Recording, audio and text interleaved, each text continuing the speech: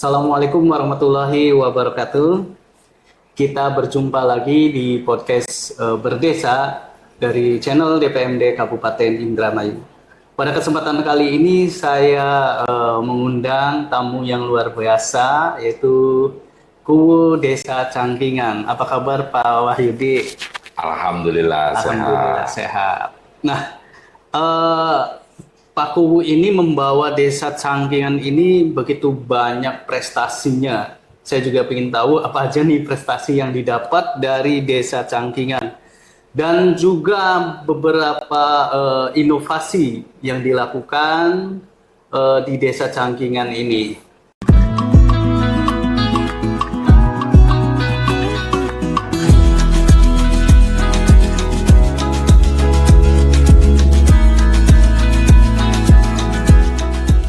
Oke, kita sebelum mengetahui atau ingin menggali lebih dalam terkait dengan prestasi dan inovasinya, saya ingin tahu dulu nih Pak Kuwu, bagaimana nih Pak Kuwu bisa jadi Kuwu definitif. Dulu itu apa namanya, PAW ya? PAW. Berarti sekarang jabatan Kuwu dari PAW? Dari PAW. Oh gitu. Dari pergantian antar waktu. Bisa diceritakan gimana itu? Jadi prosesnya pada waktu itu saya bekerja di BUMN masih sebagai kontraktor. Itu diminta oleh masyarakat untuk mencalonkan pergantian antar waktu dikarenakan Kuwu yang sedang menjabat baru 2 bulan itu kena musibah meninggal dunia. Jadi ada proses daripada pergantian antar waktu sesuai dengan ketentuan undang-undang. Itu seperti itu, Pak. Dan alhamdulillah berkat doa dan dukungan masyarakat, saya menjadi Kuwu. Pergantian antar waktu secara definitif itu dipilih oleh 45 orang, Pak. 45 orang, dan yang memilih kami ini ada 32 orang. Alhamdulillah itu, Pak. Ya, kalau memang kalau pergantian antar waktu memang lebih sedikit pemilihnya ya Pak. Betul, Pak. Sebagai perwakilan saja. Betul.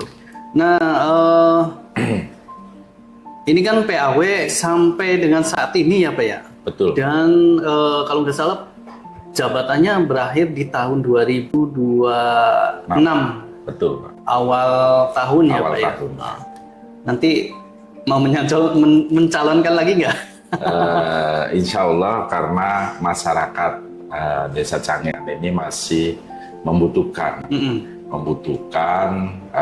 kami untuk sekarang kami melakukan perubahan yang sangat signifikan karena pemikiran daripada kami ini out the box, Pak. Jadi banyak perubahan dan kemajuan untuk warga Desa Cangkingan itu sendiri, dan mereka meminta untuk saya mencalonkan kembali. Padahal saya ingin lebih konsentrasi kepada membangun perusahaan dan keluarga. Oke Pak, sebelum PAW, Bapak pernah nggak ikut pencalonan Kuwu nggak waktu periode sebelumnya? Tidak, Pak. Tidak, Pak. Di Desa Cangkingan ada berapa waktu itu? Ada dua. Ada dua yang mencalonkan Kuwu, itu almarhum Bapak Kuwu Jaya Ibrahim. Iya, yang pemenangnya itu yang digantikan. Yang digantikan, dan almarhum Bapak Kuwu Haji Siono Jalil. Berarti calonnya udah pada meninggal ya? Udah pada meninggal. Biasanya PAW itu yang tadinya mencalonkan itu ikut lagi di PAW biasanya ya. Saya tanya itu, barangkali Bapak juga ada histori gitu kan. Tapi belum pernah ya? Belum pernah. Belum pernah mencalonkan, diangkat PAW. Nah, tantangan besar apa nih Pak pada saat awal masa kepemimpinan Bapak menjadi Kuwu di Desa Cangkingan ini? Tantangan terbesar adalah memperbaiki daripada SDM daripada aparatur pemerintahan desa. Gitu. Sebelum kami turun ke masyarakat itu memperbaiki daripada SDM yang ada di pemerintahan desa, itu tantangannya sangat besar, karena warisan daripada pemerintahan terdahulu. Saya juga mix dengan gaya yang sekarang, apalagi kita ini gayanya kan gaya out the box lah. tidak Tidak biasa, ya. tidak seperti biasanya. Iya, tidak pada Karena ingin umumnya. pengen merubah daripada cangkingan itu sendiri agar lebih cepat. Kalau seperti itu aja nanti ketinggalan, Pak. Iya, Seperti betul. itu.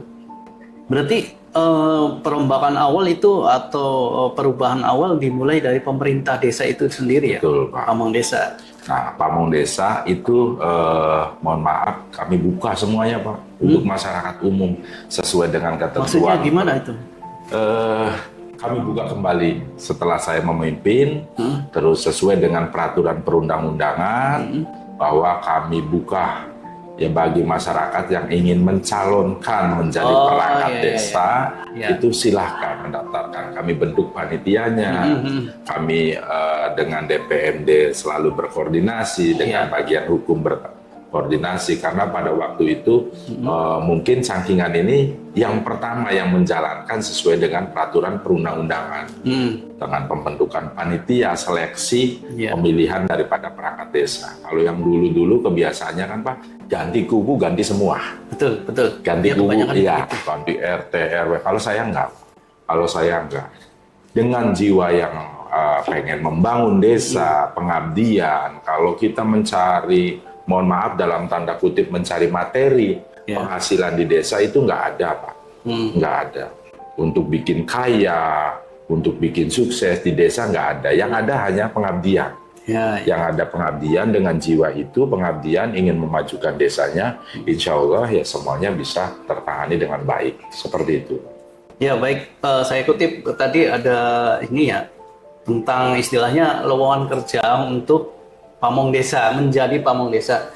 Dan setahu saya memang seperti itu Pak, apa yang Bapak lakukan itu sudah sesuai dengan aturan. Ada di Permendagri juga ada di peraturan bupati juga ada terkait penjaringan, seleksian untuk pamong desa, dan ada pengumuman bahwa dibutuhkannya pamong desa dan lain sebagainya. Dalam masa penjabatan Bapak nih, apa saja sih prestasi yang sudah diraih di Desa Cangkingan ini?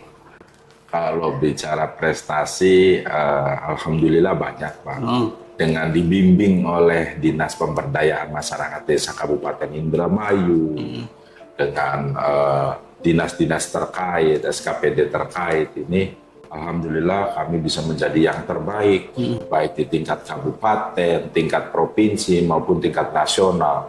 Dan prestasi-prestasi yang kami raih ini diantaranya dari Dinas Pariwisata dan Pemuda. Waktu itu kami 3 tahun berturut-turut masuk 100 besar desa wisata, desa wisata 100 besar. Terus juga kami dapat penghargaan dari Mahkamah Agung, itu sebagai non-litigation peacemaker. Terus juga kami dapat penghargaan dari Kementerian Pertanian. Kami dapat diundang langsung Kementerian Pertanian. Enggak, oleh Bapak Presiden. Waktu itu Pak Presiden Pak Joko Widodo, itu kami pemerintah Desa Cangkingan ini diundang sudah 3 kali Pak. 3 kali diundang, baik di istana, mengikuti daripada acara di Monas, dan acara pembukaan BUMDes dan lain-lain. Itu hanya beberapa desa yang diundang, salah satunya ya Cangkingan sebagai perwakilan daripada Provinsi Jawa Barat, gitu Pak. Dan di Jawa Barat sendiri kami selalu diusulkan oleh pemerintah daerah Provinsi Jawa Barat untuk mengikuti daripada kompetensi lomba-lomba yang lain, gitu Pak. Seperti itu Pak. Karena terlihat bagus mungkin ya dari oleh DPMD provinsi ataupun DPMD kabupaten ya, luar biasa. Nah, menurut Bapak apa penghargaan atau pencapaian yang paling membanggakan? Sebenarnya semuanya membanggakan. Membanggakan dalam hal apa? Dalam hal ini untuk untuk masyarakat Desa Cangkingan khususnya yang selama ini, mohon maaf, tanda petik tertinggal, gitu. Yang umumnya untuk masyarakat Kabupaten Indramayu, karena kami sering membawa nama Kabupaten Indramayu baik berkompetisi di tingkat provinsi maupun di tingkat nasional, dan alhamdulillah itu bisa membawa nama baik Indramayu dan Desa Cangkingan khususnya gitu Pak. Itu pada intinya. Oke, ya, Pak, kita minum dulu ya Pak. Siap.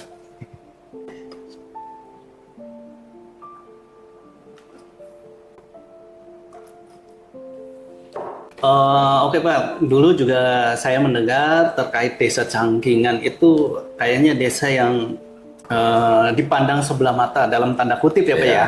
Nah, tapi sekarang banyak perubahan positif yang terjadi ya. Menurut Bapak apa yang membuat prestasi persepsi masyarakat berubah drastis terhadap desa ini, Desa Cangkingan? Kami, yaitu Pak, pemikiran kami ini keluar dari kebiasaan yang lama. Kami bikin daripada menggali potensi-potensi yang ada di situ, terus berembuk dengan masyarakat, apa sih ayo kita lakukan. Dan alhamdulillah dengan prestasi-prestasi tersebut, maka desa kami yang dalam tanda kutip tadinya negatif ini menjadi desa kebanggaan. Dulu Pak, kita warga Cangkingan ini kadang malu menyatakan saya orang Cangkingan. Malu gitu Pak. Tapi sekarang alhamdulillah bangga. Dengan kebanggaan bangga bahwa saya orang Cangkingan, saya orang Cangkingan, saya orang Cangkingan. Itu kebanggaan tersendiri bagi saya juga, dan untuk masyarakat Desa Cangkingan itu luar biasa dengan perkembangan, prestasi-prestasi, dan kami menjadi role model dari pemerintah Kabupaten Indramayu maupun provinsi, dan kami banyak dikunjungi oleh desa-desa di luar daripada Kabupaten Indramayu, baik di luar pulau juga Pak, ada Pak. Ada juga? Ada Pak. Dari mana itu Pak? Dari Kepulauan Riau, dari Aceh, dari Jambi, terus juga dari Kalimantan, dari Kutai itu Pak, di situ. Terus juga dari Lampung itu ada, terus dari tetangga kabupaten pun, mohon maaf, pemerintah Kabupaten Cirebon itu pernah datang untuk melakukan studi tiru di desa kami itu, Bapedanya Pak, Badan Penelitian dan Pengembangan untuk Desa bersama Kepala Dinas DPMD dan beberapa kepentingan terkait pengen meniru daripada pelayanan dan lain-lain pemerintah Desa Cangkingan ini untuk dibawa ke Kabupaten Cirebon, dan saya di sana sebagai diundang juga sebagai narasumber untuk melakukan coaching klinik seperti apa supaya merubah daripada pemikiran para kepala desa ataupun para KUU di Kabupaten Cirebon. Itu Pak. Hal ini menurut saya ini suatu hal prestasi yang luar biasa ini Pak. Betul. Lanjutkan Pak Kuku. Oke, lanjut Pak Kuku. Bagaimana caranya membangun kembali kepercayaan terhadap pemerintah desa? Caranya dengan kami melakukan komunikasi terhadap baik kepada masyarakat. Kami ini selalu terbuka, transparansi, karena kami memegang supaya smart government ini baik transparansi anggaran, baik itu transparansi daripada menangkap aspirasi-aspirasi dari masyarakat. Kami melakukan langsung seperti itu, plus dengan SDM yang ada di kami ini terus kami kembangkan. Jadi kepercayaan terhadap masyarakat kepada pemerintah desa, pelayanan juga kami perbaiki supaya prima, supaya mempermudah, dan semuanya gratis. Apalagi perihal daripada, mohon maaf dalam hal ini dalam tanda kutip kan biasanya dana desa yang miliaran, dana desa yang miliaran, penggunanya seperti apa, kami selalu terbuka terhadap masyarakat. Kami pampang di website itu penggunanya buat apa. Kami pampang juga melalui baliho-baliho yang super besar 2x3, plus juga kami melakukan evaluasi baik anggaran dan lain-lain, pengawasan terhadap Badan Pemerintah Permusyawaratan Desa. BPD. Dengan BPD itu kami melakukan pertemuan setiap bulan Pak. Untuk pelaporan, pengawasan, dan lain-lain. Kami selalu bermusyawarah rutin setiap bulan pertemuan di situ. Nah, dari situ dan pembuktian di lapangan terjadilah trust, kepercayaan masyarakat terhadap Ya. kami pemerintah desa. Oh iya benar, oh iya benar, oh iya benar.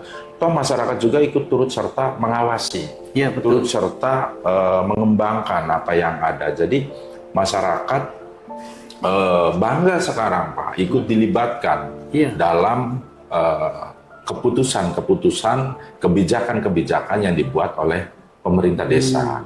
Ya seperti itu Pak. Ya.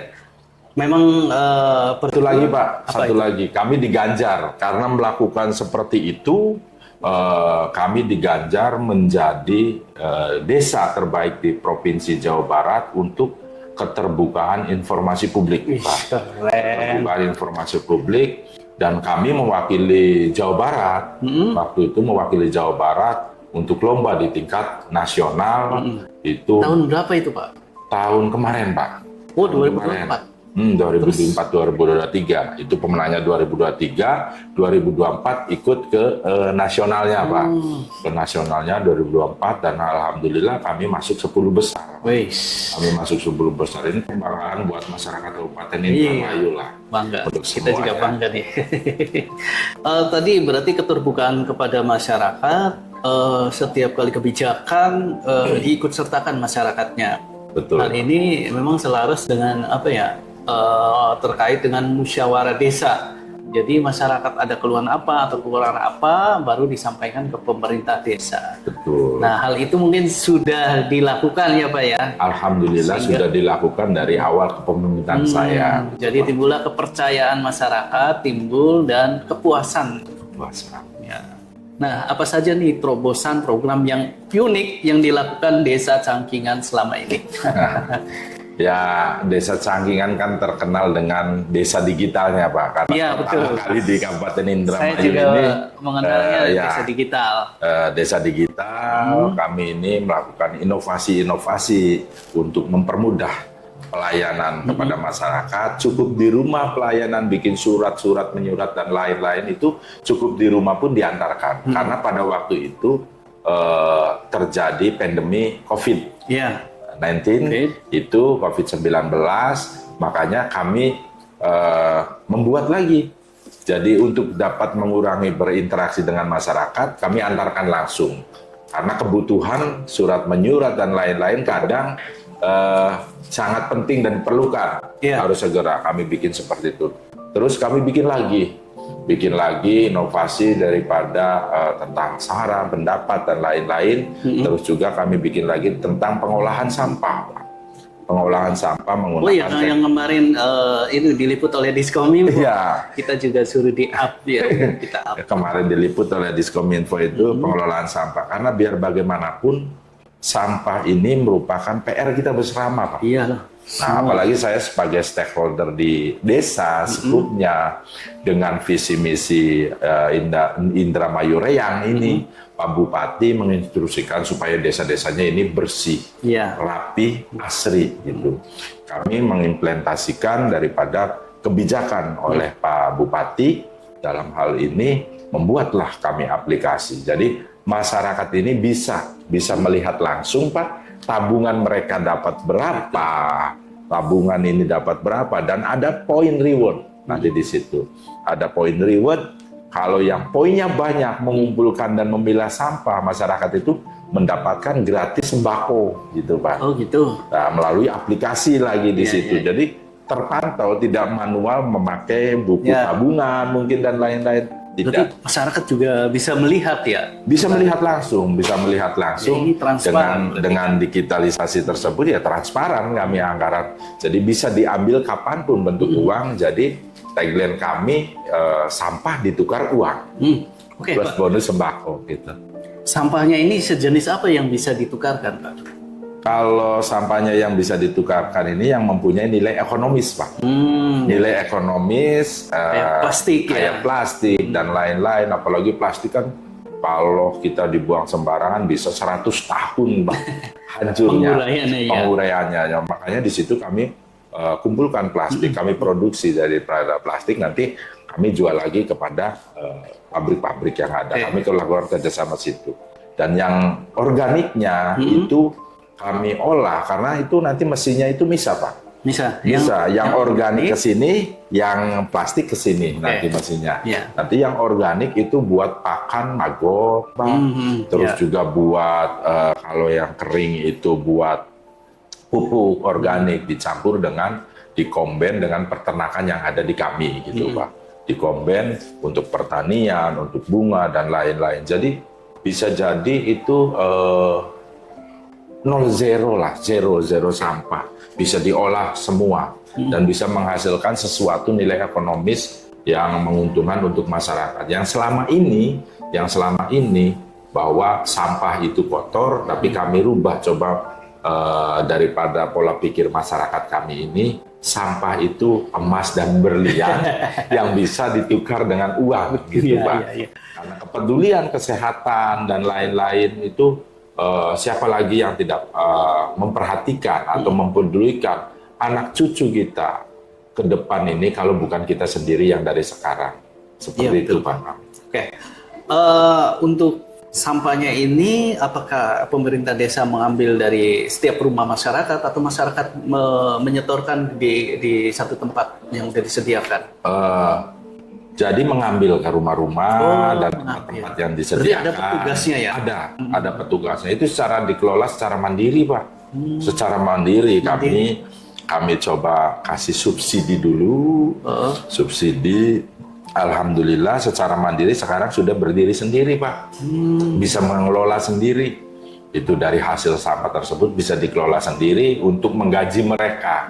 Kami karyawan di situ ada 4 orang. 4 orang yang bagian sampah itu. 4 orang pengepul sampah itu dan bisa memberikan nilai lebih gaji untuk mereka. Jadi bisa menggaji mereka ya? Iya. Jadi mereka fokus ke pengelolaan sampah? Betul, Pak. Ya ini kalau udah fokus mah ya biasanya pekerjaannya optimal. Alhamdulillah, tapi ya banyak kekurangannya, coba kami sempurnakan sedikit-sedikit. Kalau bukan kita ya siapa lagi yang mempedulikan daripada sampah. Jangan sampai sampah ini dibuang ke TPA semua. Jadi bisa dikelola oleh desanya masing-masing dulu. Kalau bisa dikelola, kenapa harus dibuang gitu kan? Apa namanya inovasi apalagi selain itu? Inovasi saya saking banyaknya mungkin kadang lupa nggak tercatat gitu, Pak. Kami juga melakukan inovasi daripada penghijauan, Pak. Penghijauan untuk bantaran kali dan lain-lain. Bekerja sama dengan Dinas Kehutanan Provinsi waktu itu melakukan penanaman dan lain-lain. Terus juga inovasi yang lain kami membuat. Waktu itu insinerator pembakaran sampah yang waktu pertama itu, Pak, kami bikin sendiri dengan para pemuda, para tukang las dan lain-lain. Ini kami combine pemikiran mereka untuk dapat mengelola sampah pada waktu itu. Nah, kami sempurnakan lagi kira-kira tidak terjadi pembakaran sampah. Bisa diolah, sampah tersebut bisa diolah lebih maksimal dan tidak menghasilkan asap.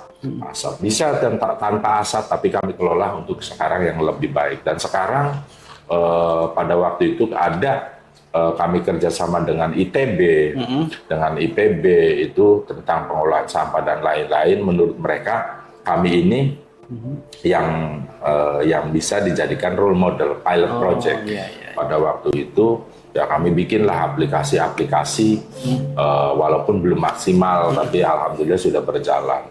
Dan setelah banyaknya inovasi tentang lingkungan hidup, inovasi digitalisasi dari tata kelola pelayanan, keterbukaan dan lain-lain, saya ataupun kami, saya ini diundang menjadi satu-satunya narasumber utama di G20. Waktu itu yang di Bali bukan? Ya, yang di Bali itu satu-satunya kepala desa di Indonesia itu cuma saya yang dipanggil menjadi narasumber G20 waktu itu dalam rangkaian dalam bidang tentang tata kelola pemerintahan desa. Sesuai dengan dari zero to hero gitu, Pak. Itu. Selanjutnya, potensi unggulan apa yang dimiliki oleh Desa Cangkingan, baik dari sisi sumber daya alam, masyarakat, ataupun budaya lokalnya? Nah, ya kami terus menggali Pak, potensi-potensi daripada yang ada di kami. Kami tingkatkan potensi daripada sumber daya alam, baik itu hortikulturanya, baik itu pertanian yang lainnya, termasuk peternakan, pertanian, itu kami coba tingkatkan. Dan alhamdulillah sedikit-sedikit ini bisa menghasilkan nilai ekonomis untuk masyarakat itu sendiri melalui pemberdayaan. Melalui pemberdayaan kami melakukan daripada konseling, kami melakukan daripada pelatihan anak-anak muda, apalagi sekarang kan lagi zamannya rame jam malam, ini harus dilaksanakan gitu Pak. Jam malam dilaksanakan untuk menekan daripada angka-angka kenakalan remaja yang motor. Kami sudah melakukan sebenarnya Pak. Kami sudah melakukan melalui daripada pembinaan, baik itu pembinaan tentang bahayanya narkoba dan pernikahan dini, tentang reproduksi, terus juga kami melakukan daripada pemberdayaan pelatihan-pelatihan. Ayo, apa sih anak muda nih, maunya apa nih? Pengen latihan las, ayo kita las. Nanti lulusan dari situ masuk ke perusahaan saya pribadi. Ada, kami tampung Pak, situ. Yang mau bikin mau teknisi AC, ayo kami sekolahkan teknisi AC. Yang ibu-ibu pemberdayaan menjahit, kami sediakan pelatihan menjahit. Dan alhamdulillah itu sekarang banyak yang bisa menjahit, tata rias, Pak, dan lain-lain. Selain daripada pertanian, peternakan, itu untuk anak-anak muda nih Pak, yang sablon, yang ini. Jadi bisa menekan, intinya untuk menekan daripada kenakalan remaja ini, mereka ini dikasih peluang dan kepercayaan. Peluang dan kepercayaan untuk bisa mengembangkan diri ke yang positif, Pak. Dikasih pekerjaan, setelah itu mereka bisa berkembang, bisa menghasilkan sesuatu, pemikirannya positif nanti, insya Allah seperti itu. Jadi kapasitasnya bertambah, potensi keunggulannya berarti pemberdayaannya. Pemberdayaan luar biasa. Hasil dari itu udah bisa kelihatan nggak Pak? Kelihatan, sangat kelihatan Pak, sangat kelihatan. Baik yang tadinya tata kelola ternak seperti apa, yang tadinya tradisional sekarang sudah konvensional, agak modern gitu Pak, dengan pembenahan kandang yang sehat. Saya juga pernah lihat di video Diskominfo lagi nih, terkait pertanian apa tuh yang pernah diliput sama Diskominfo, saya lupa. Teknologi pertanian yang sudah menggunakan IT, jadi laptop tanpa orang, penyemprotan dan lain-lain untuk mempermudah sih Pak, mempermudah. Jadi kayak laptop hantu lah, menggunakan remote itu untuk mempermudah pekerjaan. Karena pemikirannya efisiensi daripada waktu, tenaga dan lain-lain. Jadi pengusaha traktor dengan kami ini dikombin, menciptakan traktor remote dari jarak jauh, jadi lebih efektif, lebih mempermudah, jadi lebih cepat juga, cepat juga. Cuman kami sekarang lagi mengembangkan bagaimana kotoran daripada sapi ini menjadi lebih baik lagi, lebih manfaat lagi, dan lebih cepat prosesnya. Ada alatnya, itu kami lagi mengembangkan Pak, di situ dengan anak-anak muda. Jadi pada prinsipnya nanti kotoran sapi itu diisep, diperes, airnya masuk untuk pupuk cair, nanti yang keluar ini sudah kering Pak. Sudah kering, tinggal dicampur dengan sekam dan lain-lain, udah menjadi pupuk organik gitu Pak. Cuman keluarnya ini kering, seperti di oven kayak gitu. Cuman alatnya lagi kami kembangkan, lagi kami sempurnakan lah. Nantilah kita tunggu untuk ini. Karena limbah daripada kotoran sapi ini luar biasa, nggak bisa dimanfaatkan. Di sana berarti banyak ternak sapi ya Pak? Banyak Pak, banyak ternak sapi, domba, itu banyak. Ya ini kotoran juga jadi masalah kalau tidak ditangani. Tapi masalah ini akan jadi solusi. Masalah ini akan menjadi solusi dan bisa menghasilkan. Malah nanti yang tadinya kotoran sapi ini menumpuk, saya yakin nanti rebutan Pak. Karena bisa menghasilkan pundi-pundi uang gitu Pak. saya bisa pastikan gitu, kalau sudah berjalan dengan baik, kotoran ini ya zero kotoran, Pak. Bisa hilang lah, bisa rebutan. Bisa tetangga-tetangga yang buang kotoran ya udah di situ, karena bisa menghasilkan itu, Pak. Bisa diekspor dari tetangga sebelah. Apa sih yang membuat desa Cangkingan ini berbeda dibandingkan desa lain? Atau mungkin berbeda dengan desa Cangkingan yang dulu? Kalau berbeda dengan desa lain mah tidak, Pak. Semuanya sama lah. Punya gaya kepemimpinan masing-masing, punya dapur masing-masing. Mungkin dengan yang dulu ini agak perubahan, lebih baik, karena yang kurang baik kami sempurnakan, yang sudah baik kita teruskan pada prinsip seperti itu. Dan intinya titik poinnya adalah kita keterbukaan terhadap masyarakat, komunikasi terhadap masyarakat itu seperti apa, dan jiwa pengabdian dari seorang kepala desa, dari perangkat desa untuk pengabdian kepada masyarakat itu sendiri, itu yang akan bikin maju suatu desa, karena didasarkan bukan materi dan lain-lain, tapi didasarkan pada ibadah. Kita melakukan pengabdian kepada masyarakat, dan alhamdulillah itu kami jalankan di pemerintah desa Cangkingan dan bisa berjalan dengan sukses menurut saya. Untuk saat ini hubungan kami pemerintah desa Cangkingan dengan lembaga-lembaga yang ada di desa Cangkingan juga berjalan dengan baik. Terus juga dengan masyarakat juga berjalan dengan baik, karena asas kami ini asas keterbukaan dengan masyarakat. Kita musyawarah dengan masyarakat. Intinya seperti itu untuk kemajuan. Oke, sebagai penutup Pak Kubu, apakah harapan Pak Kubu untuk desa Cangkingan ke depannya? Ya, ini nih penutup nih. Harapan saya sebagai Kubu Cangkingan untuk masyarakat desa Cangkingan, untuk desa Cangkingan itu sendiri, teruslah berkembang lebih baik, terus berjuang, terus ibaratnya mengembangkan diri untuk kemajuan desa. Ayo kita kerjasama, bergandeng tangan, bergotong royong dalam membangun desa, karena biar bagaimanapun kita ini tidak bisa sendiri, Pak. Tidak bisa sendiri dalam membuat kemajuan desa. Kalau tidak ada peran serta daripada masyarakat itu sendiri, mustahil kita bisa melakukan semuanya ini. Mustahil. Tapi ibaratnya kita tutwuri handayani, saya yang di depan, masyarakat yang di belakang ikut mendorong dan mendoakan. Kita bergotong royong demi kemajuan Cangkingan Jawara, mewujudkan Cangkingan Jawara, jaya istimewa dan juara. Kita terus pertahankan prestasi kita untuk yang lebih baik lagi dan mewujudkan daripada visi misi Bupati kita Indramayu Reang. Seperti itu. Terakhir Pak, pesan apa yang ingin Bapak sampaikan kepada generasi muda di desa agar ikut terlibat membangun desa? Pesan-pesan untuk generasi muda, hindari daripada narkoba, hindari daripada pergaulan bebas.